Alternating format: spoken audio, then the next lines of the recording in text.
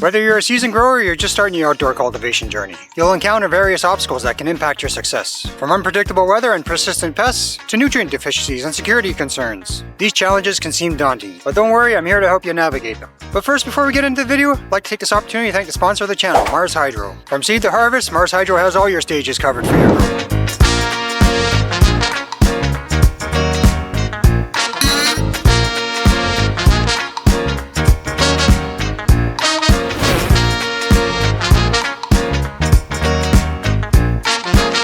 Don't forget to check out, you can use my promo code TAPROOTSGROWING and save yourself a little bit of money off your order. Alright, let's get into the video. Challenge number 1, weather extremes. Weather extremes such as excessive heat and cold, rain or wind can do a number on your plants. It can stress out your plants and even end up killing them. Some solutions are windbreaks, shade cloth, and a rain shelter. Plant in a location with good drainage to avoid waterlogging your plants. A mulch such as straw or rice hulls can help regulate the temperature of your soil and also help it maintain its moisture. Challenge number 2, pests and insects. Bugs such as aphids, spider mites, and caterpillars can really damage your plants and fast, depending on how severe your infestation is. Some solutions are employ natural predators such as ladybugs and predator mites. You can also use neem oil or insecticidal soap, and you can also do companion planting with pest repelling plants such as marigolds. Challenge number 3, nutrient deficiencies. So if you're in a situation such as myself where your outdoor grow isn't accessible all the time and you can only be there once or twice a week, obviously you're not there to feed them all the time. You can end up with nutrient deficiencies. Lack of essential nutrients can lead to stunted growth and reduced yields. To solve this, you can test your soil occasionally and use organic fertilizers. Compost and worm castings can provide a balanced nutrient supply.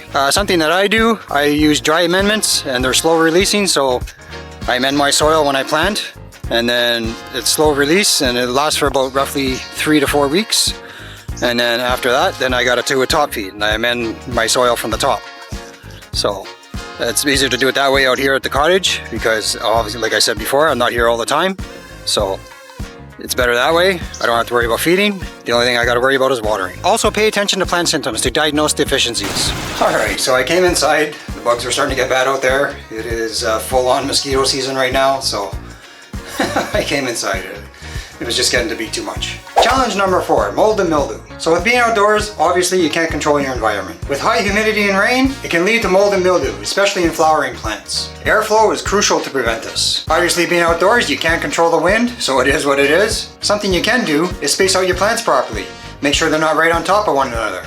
Make sure they're not growing into each other. Something else you can do is prune the excess foliage. So a lot of defoliation, making sure that your plant isn't super bushy and condensed, and making sure that the wind's able to blow through and dry any kind of wet spots that are on the leaves and stuff like that. You can also use fungicides and neem oil as a preventative measure. Challenge number 5, wildlife and pets. Again, depending on where you plant, wildlife can be a problem. Animals like deer and rabbit, and even household pets can eat your plants or even trample them. Something I've seen a lot of people do is they put up fencing. So something like chicken wire.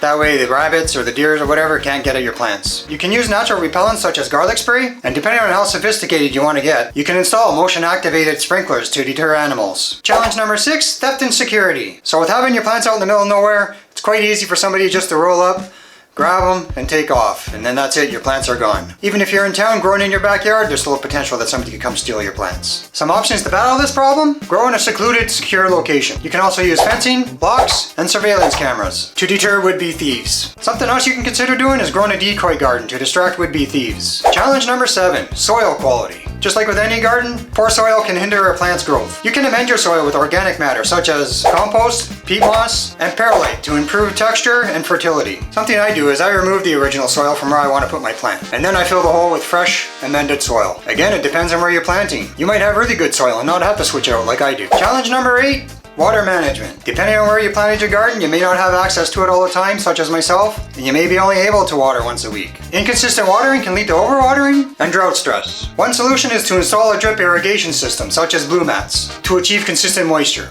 Something I like to do, I like to use a mulch. It helps the soil retain its moisture. Something you can do to make sure you have a sustainable water source is collect rainwater.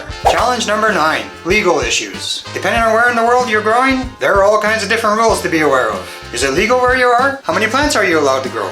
And security requirements. So what you can do is stay informed about local cultivation laws. Ensure your grow is discreet and follows all legal guidelines. Challenge number 10, timing and seasonality. Depending on your local climate, knowing when it's safe to put your plants outdoors can be quite tricky. I know where I am, I'm not supposed to plant outdoors until after the full moon in June, but this year it's quite late. It's June 26th, I think it is this year. So I think I'm gonna end up having to plant a couple of weeks early, and fingers crossed, things don't go wrong. We don't end up with a major frost. I think my plants are big enough they can handle at least one frost right now. So the main concern I have is for the clones. The people that are taking the clones and they're planting them outside, I'm really concerned about the frost. Planting too late or too early can affect your growth cycles. So the best thing you can do is research the best planting times for your region. Something else you can do like myself.